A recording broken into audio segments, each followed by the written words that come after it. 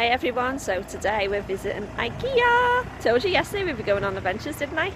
Right, me and my mum are going to be looking for furniture for our new shop, so I'm going to sneak in a minute, find somewhere comfortable to sit, and we're going to talk about dopamine today. As I said, we're doing these videos in honour of the World's Mental Health Day on the 10th of October. Speak to you in a sec. Hi everyone, so I found myself a little corner in IKEA, and it's really funny because I look like a complete dickhead video of myself in IKEA, but it's that funny, isn't it? Right, so we're going to quickly talk about dopamine.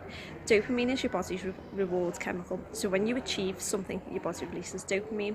Now the brain is really complicated. It's not just dopamine, it works with serotonin and all kinds of chemical reactions that go on in your brain. But if you are deficient in it, or if your brain's creating too much of it, or it's not in balance, it can really affect your mental health. Now, I'm going to read you the list because I came prepared of all the ways that dopamine deficiency can present itself. But all you need to know is that if you are deficient in it, you probably don't need to go to the doctors and get tested for it. There's things you can do to make yourself better. Anything that makes you feel positive that you've achieved something will give you a dopamine hit. So for example, I go to the gym on a regular basis, like 2-3 times a week, but I have to do an hour's worth of weight training in order to get the dopamine hit.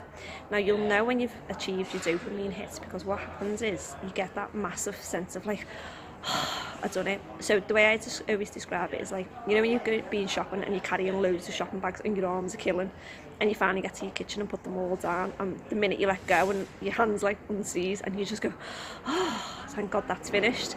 That's kind of like the sensation of what you get off dopamine. So I'm just going to read out the list of signs and symptoms of dopamine deficiency. Basically, if you're feeling blue, go and achieve something and you'll get a dopamine hit. It can be something as simple as writing down a to-do list and every day just crossing one thing off that list. Now when you really are depressed, it can be really difficult to just even do anything. Even just deciding what to wear and get out of bed can be a massive upheaval. For those of you who are on a bit of a better healing curve after coming out of trauma, you know, just doing 10 things on your to-do list that have been driving you nuts, every time you cross something off that list, you'll get a massive sense of achievement because of dopamine. So here's the little list. So it can cause, but is not limited to, muscle cramps and shaking hands, unexplained aches and pains, stiff muscles, constipation, unexplained weight loss or weight gain, trouble sleeping, low energy, difficulty in concentrating, feeling run down, crying or feeling sad for no reason. So like this is really common after you've had a baby, where you like watch the little starving kids in Africa on an advert and next minute you're bawling your eyes out. So, or like you could watch a programme that's normally not that bad, but you're sitting there crying your eyes out thinking, oh my God, those poor babies, or you know, oh, that character's just died, and you're crying your eyes out. This is probably why. So difficulty concentrating, feeling sad or crying for no reason, just done that one. Not wanting to do anything, feeling like demotivated, we all go through phases of that. Mood swings, feeling hopeless, feeling guilty for no reason, low sex drive, no idea what that says because I wrote it this morning when one of the kids was like pulling off my ankles, so we'll just forget that one. Delusions and paranoia. Now dopamine deficiency is linked to schizophrenia. It's also linked to Alzheimer's.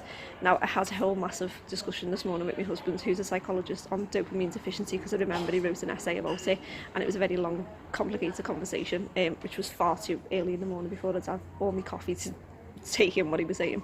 But basically it's not if it's a specific deficiency causes schizophrenia. Your brain's kind of not that simple, but these are all symptoms and indicators that actually you might be deficient in dopamine. In my family we seem to be naturally deficient in it, so we need a high amount of input to get that dopamine hit. So that's why I was saying before, I need to do an hour's weight training. If I go to the gym and just do cardio for 20 minutes, it's not enough. I literally need to have massive amounts of physical input in order for me to manage my dopamine levels.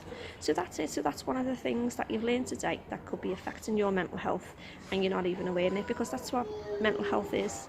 I don't know if you can hear, but that's my little girl shouting in the background. Oh, here's an announcement.